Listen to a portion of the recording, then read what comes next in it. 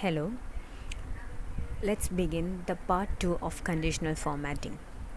So, conditional formatting is a feature in many spreadsheet applications that allows you to apply specific formatting to cells that meet certain criteria. It is most often used as color based formatting to highlight, emphasize, or differentiate among data and information stored in a spreadsheet. In part 1, we have learned how to use highlight cell rules. In this video, we will cover the remaining conditional formatting. Firstly, the top or bottom rules. So, we know that under the option of highlighting cell rows, we have the options like greater than, less than, between, equal to, text that contain date occurring, duplicate, and unique values. So under the top or bottom rules, we have the options like to select or to highlight the cells having a top 10 items or 15 items or 5 items. So this number of items that we have to select can be customized by the user itself. So if the selected cell column contains with a number or a price or something like that, we can go with top 10 items or bottom 10 items, and it should be based on our requirements also. And if the selected cell is in the percentage mode, we can go with the top 10 percentage or bottom 10 percentage.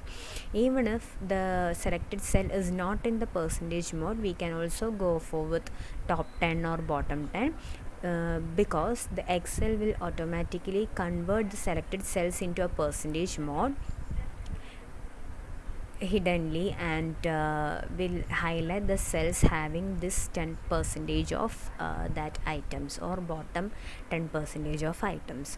Okay, so in the first four categories of top or bottom rules, we have to implicitly tells the Excel that how many or number of items that you have to highlight in that selected column.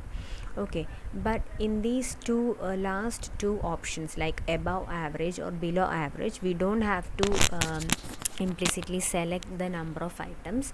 In spite of that, the Excel will automatically calculate the average among the values that we have selected as a range, and according to that average value, the Excel will highlight the cells whether it is above or below. Okay, so we will go with the illustration first. So this is our data. So this data comprises with year-wise birth, death, and natural increase count. So I categorized in three ways, like birth is in the first, and death in the second category, and the natural increase in the third category. Okay, so in each of these categories, I have to select top 5 count of birth, death, and natural increase. So that I have to select the count value, right? So that count column. So I go with the top or bottom rules, and I opt for 10 items or top 10 percentage. You can select either of this, and now I will go with the top 10, the first option, and here you have to select or you have to type the count of cells that you have to select. Okay, I go with the first option. If you are not interested to go with these options, you can customize the format. So to reduce the time, or to to reduce the time, I will go with the first option itself. So in this option, it highlighted the cells having the highest count, and it is on the 2007 to 2011. And from this category also, I will go with the first option, top 5 items with different format of highlighting. Yeah, and here also the same, top 5 with another color format. Yeah, here is it.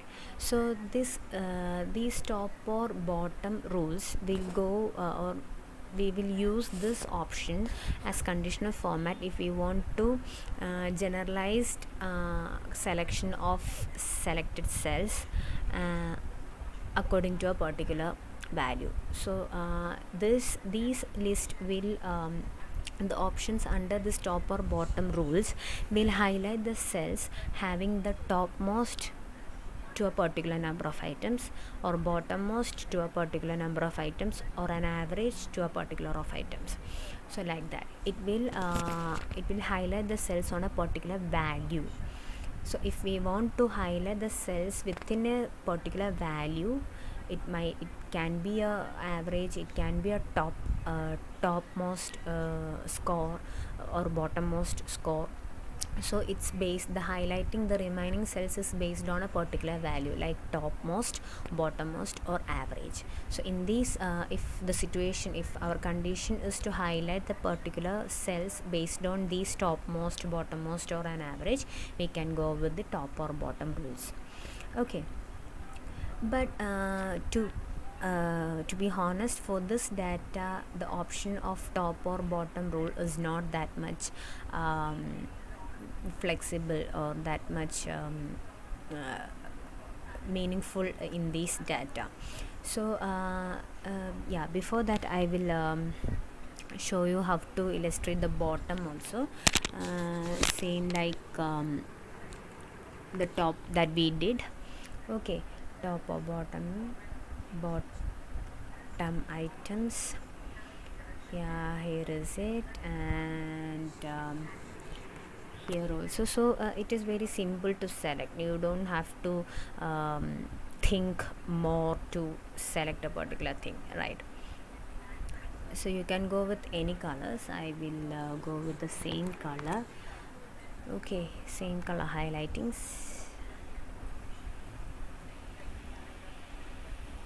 Yeah, okay. So so now we have the data of bottom 5 and also top 5.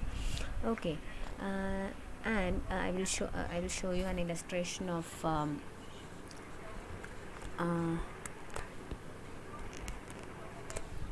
average also. Okay, above average of I can go with another bold italic, a different color formatting. Okay,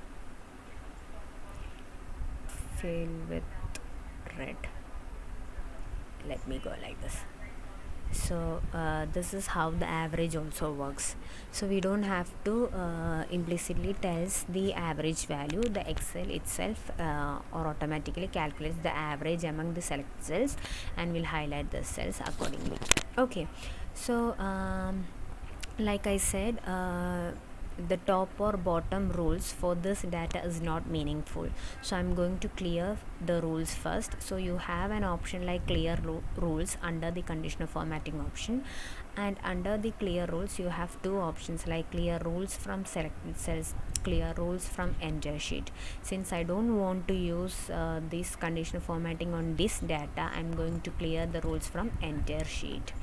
Okay, now our all the conditional formatting that we have applied just before is cleared now. So now we will go with the remaining portion of conditional formatting. If the first two conditional formatting is not matched with our requirements to highlight cells, then we opt for data bars, color scales, and icon sets. These are conditional formats that create visual effects in your data. These make it easier to compare the values of a range of cells at the same time. So when do we use data bars? When we have to spot larger and smaller numbers such as top scorer, bottom scorer, like that. A longer bar represents the larger value, and the shorter bar represents the smaller value. Then we have color scales. So color scales can use, or can we seek help of color scale due to understand data distributions and variations. Cells are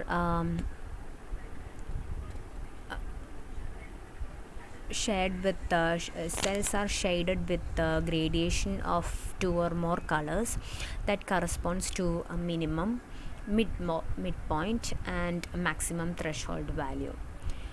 So whereas the icon set used to present data in 3 to 5 categories.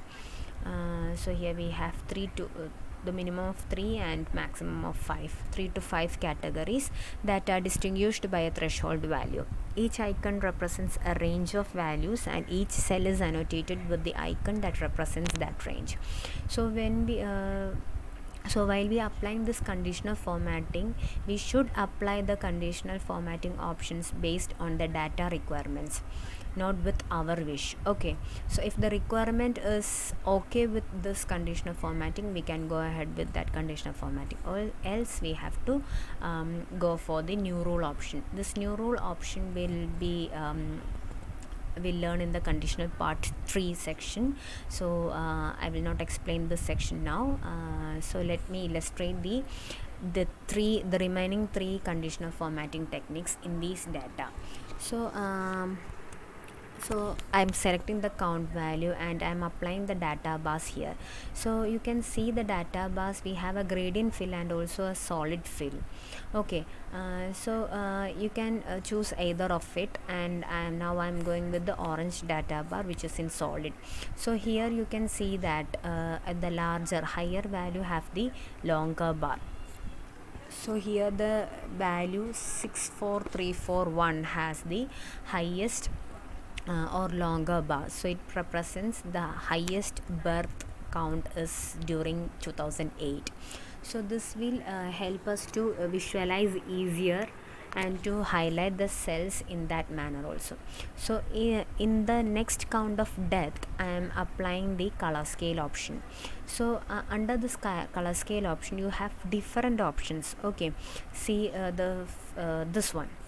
So white red color scale, here the white shows the higher score or higher count, and the red shows the lowest score, whereas here the red shows the highest and white shows the lowest.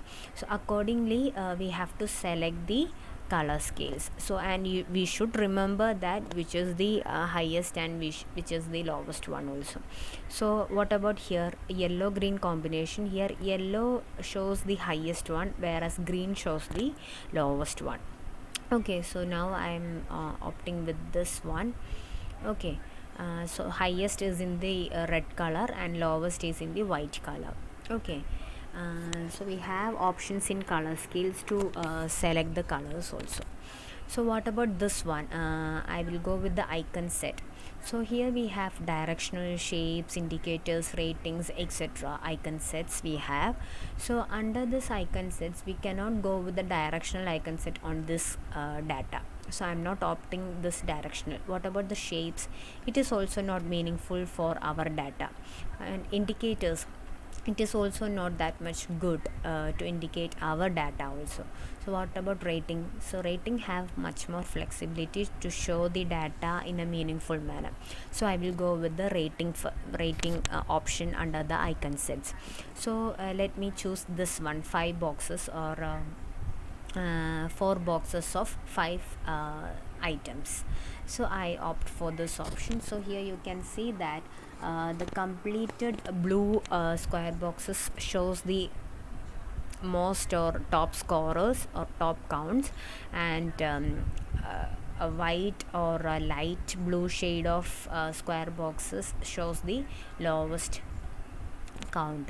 So accordingly we can select the icon sets depending on our data. Okay, we cannot select any of this icon sets for our data. It should match with our data also. So this is how we can apply the data bars, color scales and icon sets on our conditional formatting or on our data. Okay, so here comes the end of conditional part 2. I hope you all got a clear idea on how to apply and when to apply highlight cell rules, top or bottom rules, data bars, color scales and icon sets, and also how to clear the data. Okay, so that's it for this video. Thank you so much for listening. Bye, take care.